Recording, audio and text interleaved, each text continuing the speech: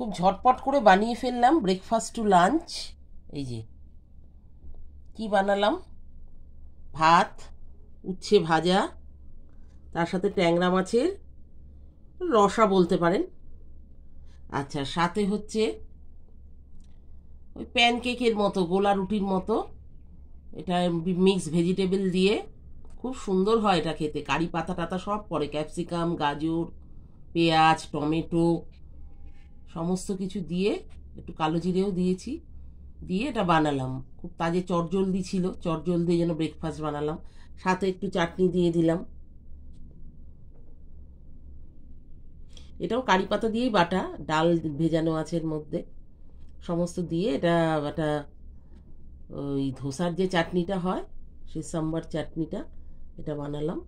তো এই অবধি আজকের ব্রেকফাস্ট টু লাঞ্চ এটা বানানো হয়ে গেল। তো আপনারাও এরকম, যেদিন একটু খুব তাড়াহুড়ো থাকবে না, ঠিক এভাবেই ব্রেকফাস্টটা বানিয়ে নেবেন, ফটাফট হয়ে যাবে, আর খেতেও সুস্বাদু, এবং তার সাথে হচ্ছে এটা ভীষণ হেলদি একটা ব্রেকফাস্ট। তো চলুন, এই অবধি রইল, চলুন টাটা।